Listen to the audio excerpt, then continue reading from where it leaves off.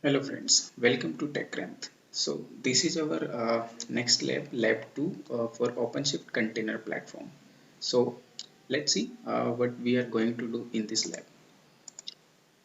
So we will look at the administration part of OpenShift container platform web UI. So where we have to create sometimes service accounts, roles, role bindings, resource quota, and limit ranges. We will go through all of these five resources and then we will check and examine limit range, and we will try to scale our deployment, which should give an error because we have some limit range, and we will try to uh, scale our deployment beyond this that limit range, so it should give error. So let's go to our web UI, and we will go through all these things. So here we are on our OpenShift container platform web UI. Okay, we as you have seen in my last video, we have created a demo PHP deployment. Okay, I have scaled it down to one pod as of now. Then let's see in the administration part, as I walk you through with all these tab options in the last video. So we will see some details for administration one. So in the administration, we have these five components: service accounts, role bindings, resource quota, and limit ranges. First of all, we will go to service accounts. Service accounts are usually for our applications or ports to connect to each other. Okay, they are not just like a user accounts. So right now, as you can see, we have three service accounts: builder, default, and deployer. So let me create one service account, and this is a YAML file which we have to change according to our requirement. Right now it is showing example one as name, so we will take it demo one, right? So I hope you must know the YAML file configuration and how we can create it. If not, then let me just give you brief overview about its parameters. So first of all, we have API version, which we usually have v1 for most of the YAML configurations in OpenShift or Kubernetes, but it changes as per the resources. In the kind parameter, we have as we are creating service account, so you can see we have mentioned service account. In metadata is detail about our resource. So what we want to have: its name, its namespace, and other parameters which are also in other YAML files. Right now we have to just give name and namespace. I have also told you in the last video that project name you can see on here on the top. Project is demo exploring OpenShift. So for the namespace, I have mentioned that same. So let's click on create. So now almost you can see here this has been created a few seconds ago. Below then we can see secrets. It has been created secrets for this. So now if I'll click on this service account, now we have four service accounts, right? And you can see the age, it has been created just a minute ago. Okay, it everyone is having two secrets which it is creating by default with its my existing configuration. So if you want to check any details about service account, we can just click on it like others, and we can see its YAML. Now you can see as we have mentioned only these four things in YAML when we create the service account. Then it automatically get these self link and UID, resource version, and creation timestamp, because when we uh, create it, this is that timestamp. and those secrets were mentioned here, which it created by default. I mean, with existing configuration, and image pool secret is also there.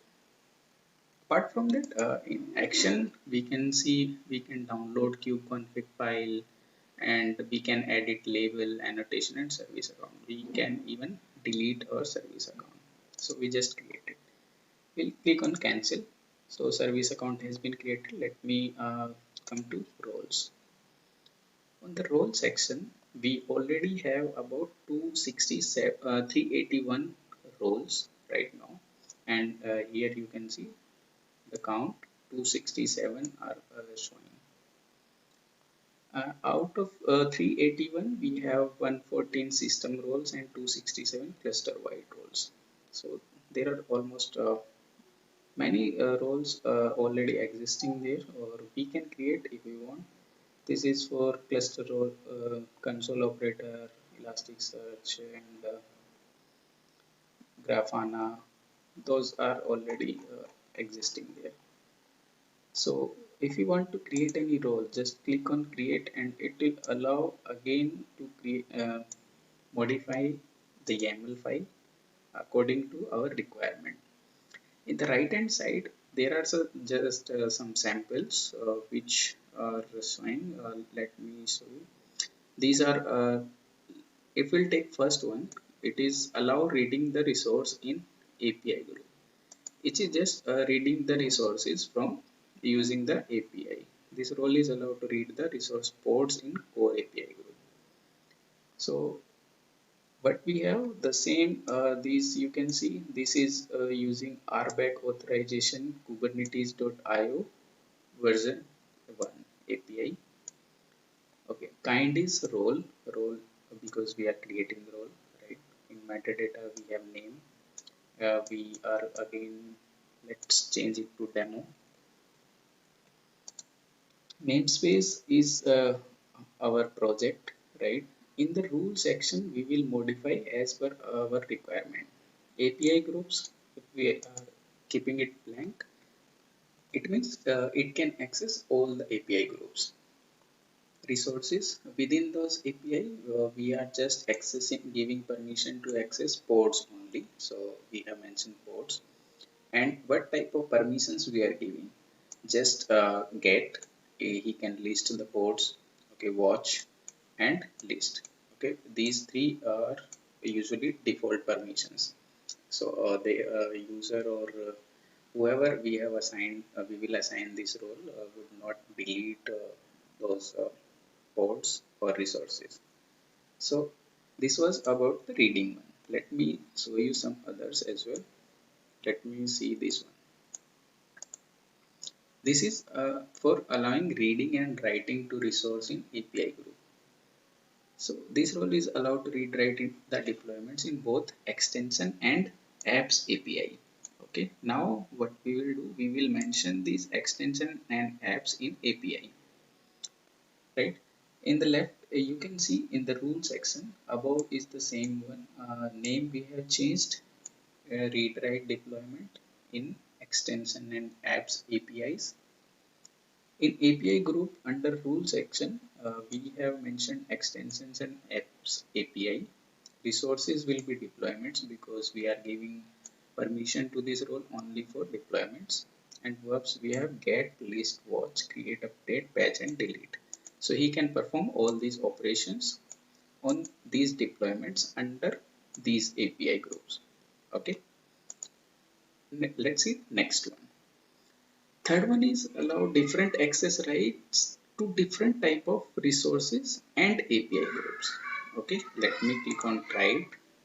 Now what we will do, we'll give read permissions for different resources to different API groups. Okay, let me see. Let's see. In the rule section again, we'll see API groups. Now we have uh, we, we have keeping this API group blank, so it will have access to all the API groups. But for which resource? For only ports. And which permissions? Get, list, and watch only. Then if we want to update new rule. That is one rule, right? And you can see that this hyphen and this hyphen are in the same line, so they will be considered as different one. So one API group rule, one rule is this one, and second rule is this one. In this rule, we have chosen two API groups, batch and extensions, right? For which resources we have taken jobs only, and which permissions get, list, watch, create, update, patch, and delete. So what we have done here, we have given two roles to this single role. We have provided rules, two different rules to different API groups for different resources with a different set of permissions. Right? Okay. Next, we see allow creating a config map in specific namespace. Let's see what it will give. In this one, we have metadata. Only name will change for everyone. Read config as per our understanding easily. We will have these names. So in the rules section again, we you can see we have only one rule with which API groups all, because we haven't select anyone, we haven't specified any API group here. For which resources? Only for the config maps. And resource names is my config.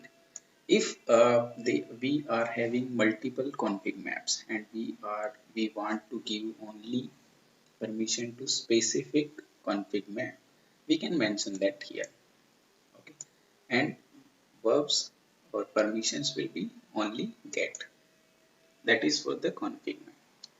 Next, what we have allow reading nodes in the core API group for cluster role binding. What it is, this cluster role is allowed to read the resource nodes in core group because a node is cluster scope and this must be bound with a cluster role binding to be effective. Let's try it. So now the kind will change because earlier we were having only role. Now we are going to create cluster role. Okay. Name will be read node as we are going to read nodes with this cluster role. API group will be blank for all the API groups. Resources we will take only nodes, and verbs will have get, list, and watch. The last one, last example, we have get post request to known resource endpoint and all subpath.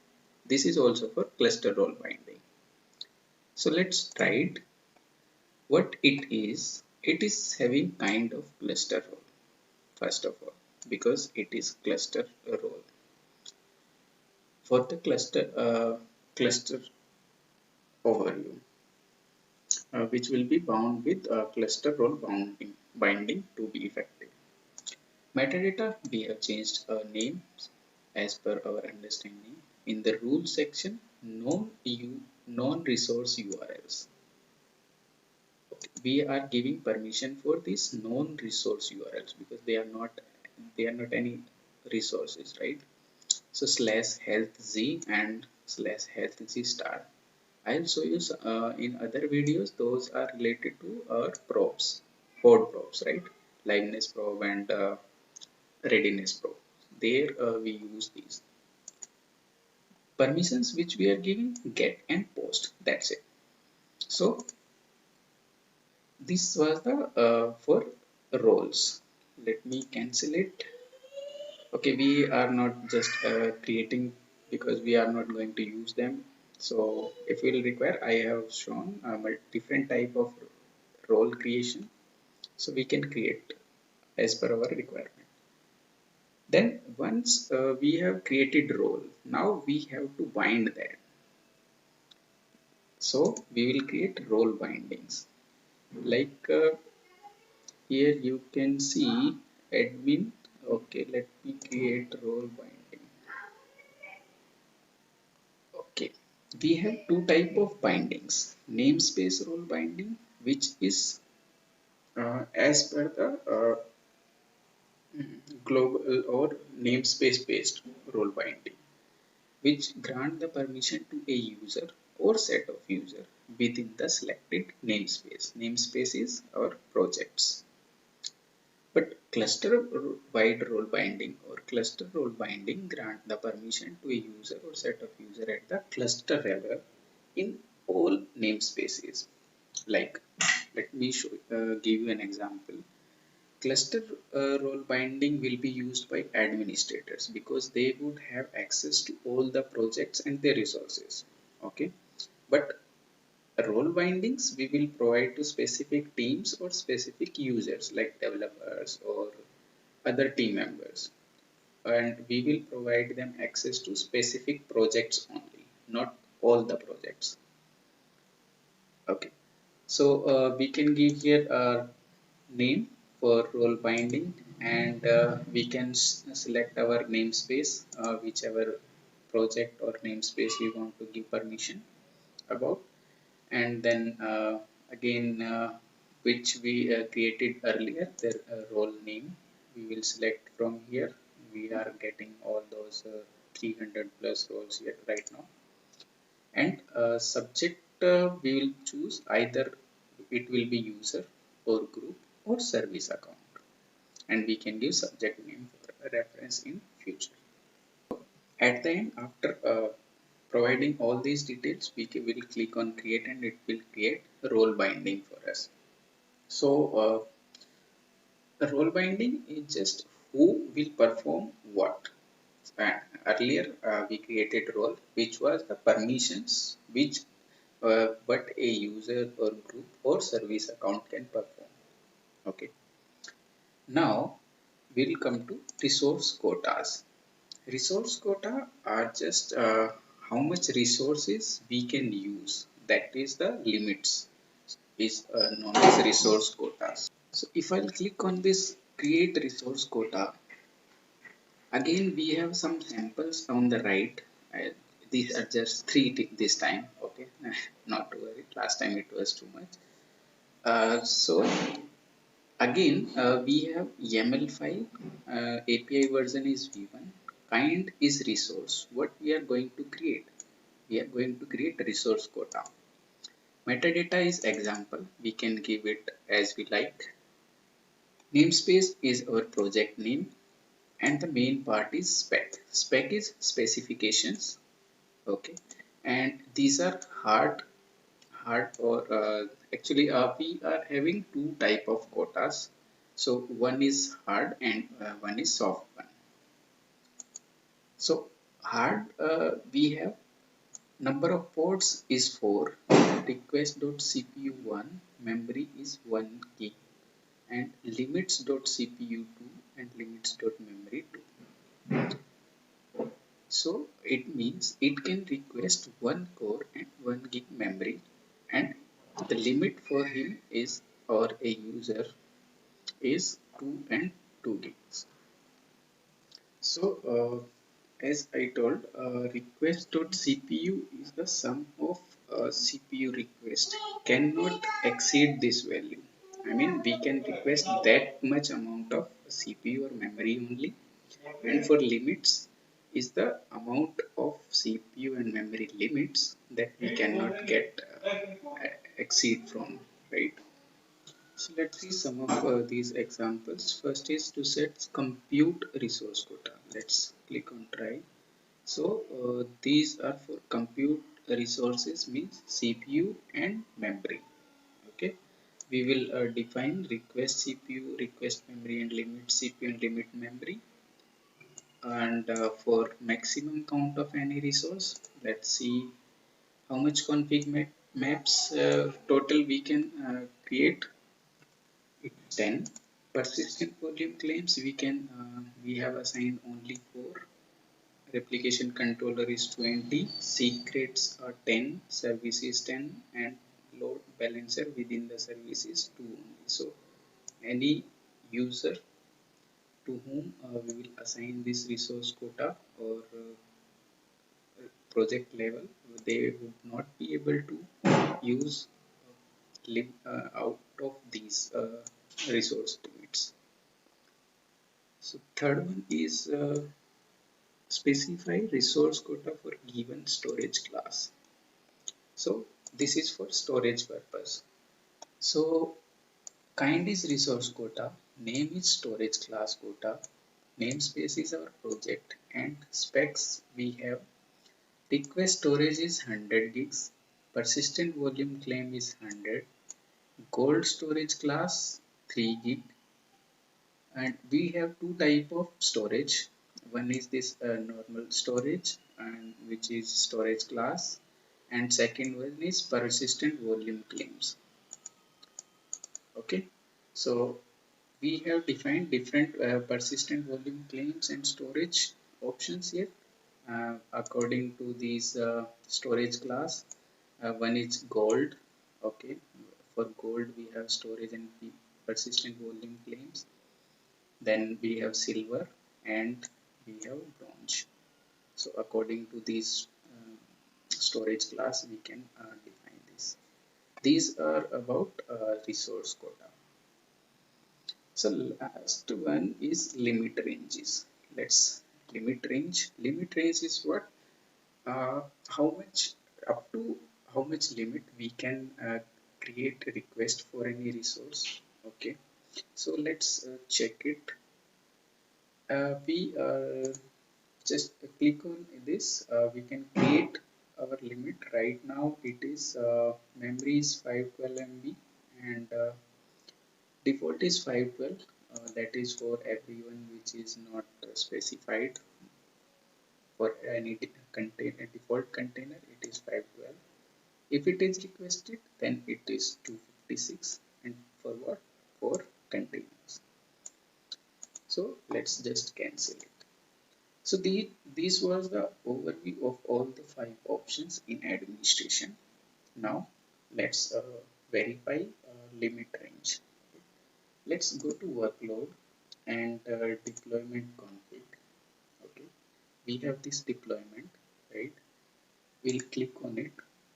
Now desired count is 1, so we'll change it to something more. Okay, so let's see what will happen. So right now it's 1. Let me bring it to 7 and save. So now at the same time, if we'll go to replication controller, and on the replication controller then events, so we can see these are the events which are getting created as we have given the limit of 7 containers. It is creating. Okay, let me see. Let's see if all of our pods has been created. Okay, it was having enough memory. Okay, so it is having enough limit. Let's increase it some more. Let me go to pods. Okay, go to deployment config back, deployment config name, and let's scale it to 70. Let's see if it will be able to create. Then to check the logs, we will go to replication controller and click on replication controller events, and now no events. Okay, it has been created. Yeah, so now you can see up to this one it was able to create. But as it go beyond the limits, you can see here error creating pod is forbidden because it exceeded quota. Okay, and limit memory was this, used requested was this, used is this, and this 20. So we can see this error, right? it has been exceeded quota. So like this we have verified that out of limit we cannot get use the resource quota. I'll go back to deployment config. Let's see how much it created for us. So 13 it has been created, but I couldn't create 4 more. So that was all about this lab where we have seen all the administration components and brief overview of all those components and verification of limit ranges. Thank you for listening. Keep watching, keep sharing.